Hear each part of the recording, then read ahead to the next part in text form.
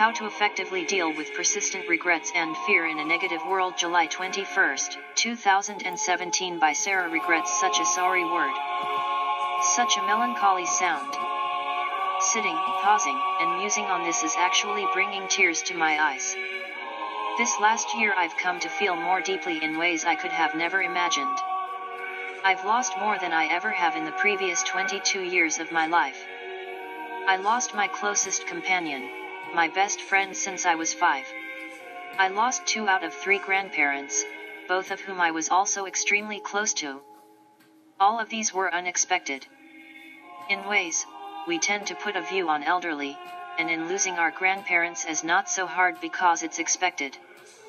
I know I certainly have been guilty of that thinking in the past, before it affected me. But the truth is, no one, not one, will ever be prepared enough to face death. When it hits those around us, even with the sick or the elderly, it's just as painful, and just as sad. I lost my first grandparent, my papa, when I was about 12 years old. 11 years ago. In 6th grade. We grow and change a lot in 11 years, especially in that age gap from junior high to college grad. I didn't understand it entirely then. I was so sad, but I didn't grasp death then as I do now. Regrets. We all experience death. It's all around us. Our neighbors, family, friends, acquaintances, and strangers. And yes, you will all die.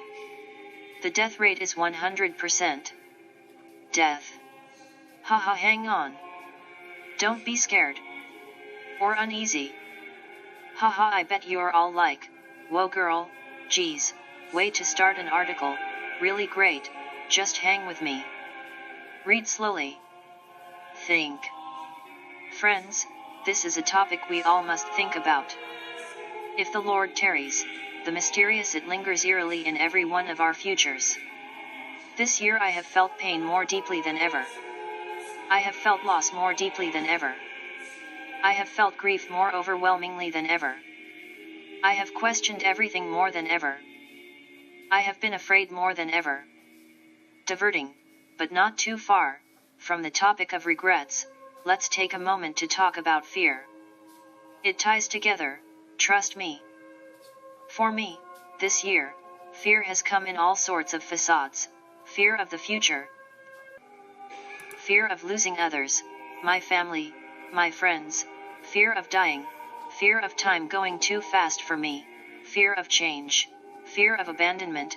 Fear of having no control. Yet, that's what it boils down to. Fear of having no control. Ugh, what a feeling. Sure, we have control over many things in life, the choices we make, our attitude in situations, but ultimately, a zillion and one things going on around us just cannot be controlled. So in all of this fear, in all of this constant state of anxiety and worry, what is the outcome? A burned out, collapsed, exhausted state of mind, and a terribly beaten down body. Adrenal fatigue, anyone? Straight face, yet. I got it. Fear gains us nothing except misery. Fear doesn't change the circumstances, doesn't change our fate, doesn't change anything. So stop fearing. Haha, okay, Sarah, because clearly it's that simple. I know, this is a way hard challenge sometimes. Currently for me, extremely hard challenge at the moment. My fear often leads me down very dark paths of thought that are a waste of time and energy and leave me a mental, emotional, and physical wreck. As a 23-year-old woman, I should be so stoked about the world. So excited to take it on for all it has, setting out to accomplish big things. And so I guess I have been for a lot of my life.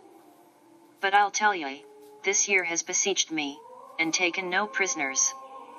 I've been run through the mill, and drained of everything. Depleted. Courage? At an all-time low. Hope? At an all-time low. Positivity? At an all-time low. Health? At an all-time low. Focus? At an all-time low. Will to live? At an all-time low. Yes, I have cried out with David when he says, "Save me, O God. For the waters have come up to my neck. I sink in deep mire, where there is no standing. I have come into deep waters, where the floods overflow me. I am weary with my crying, my throat is dry, my eyes fail while I wait for my God."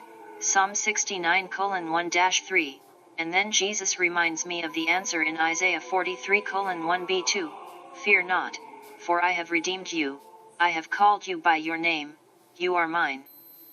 When you pass through the waters, I will be with you, and through the rivers, they shall not overflow you.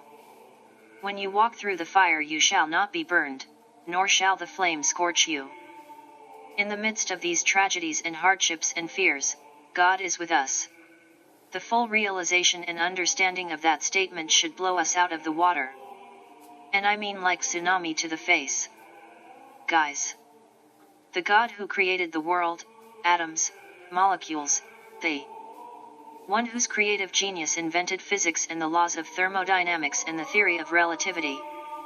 The one who is the force that holds it all together and keeps it from falling apart.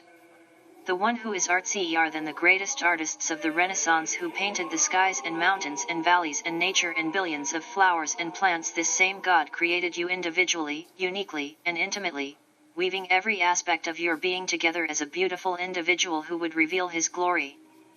This God is with you and me every moment, every day. In the night when my anxiety peaks, when my fears scream, and my heart races, He is there. But, will I go to Him? Selah. Regrets? Looking back, sure, I definitely have many. Situations I wish I handled differently, things I wish I had said or done that I didn't. Things I wish that I hadn't said or done. Looking back in this way I think is necessary, for a time. Reflecting on our mistakes is the only way we can truly move forward, as in make progress. Ignoring our past and its ups and downs and moving on as if you've never made a mistake won't give you any growth in the long run. It's in recognition of our mistakes that we can clearly see the best way to progress. This process is painful, but nevertheless must be done. We should, ideally, make a conscious effort to sit and reflect once in a while on how we've handled things, the good and the bad, and find the places we can improve upon in the near future. I like to do this at the end of every month, before planning the month ahead. Regrets most often will revolve around people. And in my case, they come alongside some heavy grief. That is never a pleasant combo.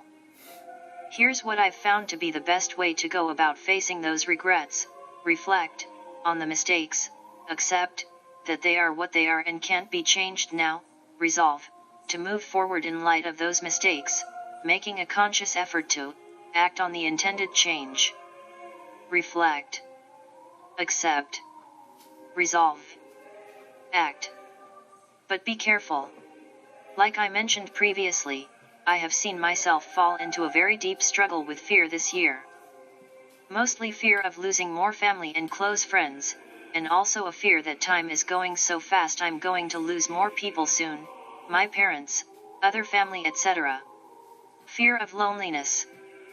Fear of growing old and facing more sadness, fear of all the change that comes with the sorrow of grief. All the while just simply trying to process the intense grief of it all, the depressingly totally normal hurricane of mixed emotions and the sandstorm of confusion that comes with it. It's quite an overwhelming feeling and thought process. Honestly, I'm still working through it every day, even today. I just cried my brains out earlier to my mom about how hard it is to deal with this fear and all the change that's slammed at me this year, bringing regrets right along with it. So far this year, I've faced good days and bad, days of much more struggle and days where I feel pretty positive and steady, focusing on other things like my job and art. I'm learning that these fears and lingering regrets have no place in my heart, because something, or rather, someone lives inside of my heart, and has made it his home. Selah, if I go on allowing these thoughts to persist with dominance, without answering and checking them, I will dwindle away to nothing. And honestly, there are many days where I'm so guilty of doing just that. And it's an absolutely miserable and dreadful place to be. I hope you don't ever go there, but maybe sometimes, hitting that rock bottom place is the only thing that jerks us awake. The truth is, this is the same exact place King Solomon was in, except much older in life, when he wrote the book of Ecclesiastes, in which he said, "Vanity of vanities, all is vanity." The vanity he's referring to here isn't conceitedness, it's worthlessness. It's the fact that everything on earth is fleeting and valueless. Honestly, in the face of death, everything does feel this way. It does. If you've been there, you're probably nodding in agreement. Life is broken. It is. Hardships are real, and death is real. Separation is real. But you know what's even more real? Did you know that there is an answer to this broken cry? It's the fact that God, who created us for His good pleasure and intended us for good things, everlasting life filled with our talents and laughter and joy and all of our uniqueness and creativity and inventiveness, all the good things He gave us, in their purest form? That's what heaven is, and it's all centered on Him, has made a way to redeem us, and not only us, but this world we live in. Facing death is not the end for followers of Jesus. God gave us a bridge into the life we were created for, which is eternal, and perfect, without pain, without brokenness, without separation, but a life of healing, restoration, of bringing together, and of joy. That joy that surpasses understanding, and that satisfies the deepest and loneliest crevice in the innermost shadows of your heart. We shouldn't hang on to regrets, but should allow them to shape us in a way that makes us better. Today, we are still living inside of sinful flesh that fights temptations, and sometimes wins, and other times loses. And that's okay. Now don't take me the wrong way, sin is not okay. But when you mess up, you need to know that God will always give you another chance, if you turn from that bad decision and walk the right way. He says through Paul in 1 Corinthians 10:13, "No temptation has overtaken you except such as is common to man, but God is faithful, who will not allow you to be tempted beyond what you are able, but with the temptation will also make the way of escape, that you may be able to bear it." So take this challenge with me, cause I so desperately need it. Every time you feel those regrets flooding you, those mistakes, those "I wish I did this or that's," and also whenever you feel those fears flooding you, remind yourself of this verse. Satan would have us live crippled lives as Christians. He would wish us to be completely and utterly useless. I don't want to be useless. I don't want to look back on my life and think, what if I had taken God at His word? What if I had stepped out in faith? What if I had done what I had known was right? We have to accept the fact that we will fail, we will make mistakes, and therefore we will have regrets, because, newsflash, we're not perfect. But in light of this, we need to recognize that if not for those mistakes, we would not learn anything. And so in reality, it's those stupid mistakes that give God the opportunity to teach us the right way to go, to teach us how to do it better next time. This year, as my thoughts have followed this line of regrets, my eyes have opened to a truth that I must actively remind myself to cling to. Yes, there are second chances I won't have on earth. But there will be a second chance with the ones I love, and when we're reunited on eternity's shore, I will love them well, better than I ever have here, in fact, and I won't have to worry or have the burden of being separated from them anymore, because they have a real relationship with Jesus. Time and time again in the Old and New Testament, God tells us to fear not and do not be afraid. Here are just a few of the significantly many references. John 14:27, "Peace I leave with you, my peace I give to you, not as the world gives do I give to you. Let not your heart be troubled, neither let it be afraid." Joshua 1:9, "Have I not commanded you? Be strong and of good courage, do not be afraid, nor be dismayed, for the Lord your God is with you wherever you go." Isaiah 12:2, "Behold, God is my salvation, I will trust and not be afraid, For Yah, the Lord, is my strength and song, he also has become my salvation. Matthew 6:34 Therefore I say to you, do not worry about your life, what you will eat or what you will drink, nor about your body, what you will put on. Is not life more than food and the body more than clothing? Look at the birds of the air, for they neither sow nor reap nor gather into barns, yet your heavenly Father feeds them. Are you not of more value than they? Which of you by worrying can add 1 cubit to his stature? So why do you worry about clothing? Consider the lilies of the field, how they grow, they neither toil nor spin, and yet I say to you that even Solomon in all his glory was not arrayed like one of these. Now if God so clothes the grass of the field, which today is, and tomorrow is thrown into the oven, will he not much more clothe you, O you of little faith? Therefore do not worry, saying, what shall we eat, or what shall we drink, or what shall we wear? For after all these things the Gentiles seek. For your heavenly Father knows that you need all these things. But seek first the kingdom of God and his righteousness, and all these things shall be added to you. Therefore do not worry about tomorrow, for tomorrow will worry about its own things. Sufficient for the day is its own trouble. Psalm 23:4 Yet, though I walk through the valley of the shadow of death, I will fear no evil, for you are with me, your rod and your staff, they comfort me.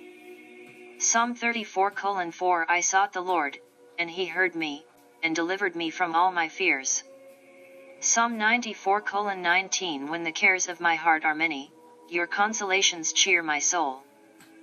Romans 8:38-39 Psalm 27:1 Peter 5:6-7 Psalm 118:6 2 Timothy 1:7 Psalm 115:11 Psalm 103:17 Psalm 112:1 Deuteronomy 31:6 1 Chronicles 28:20 Psalm 56:3-4 Isaiah 41:10, and this isn't even a quarter of half of all the scriptures that tell us this.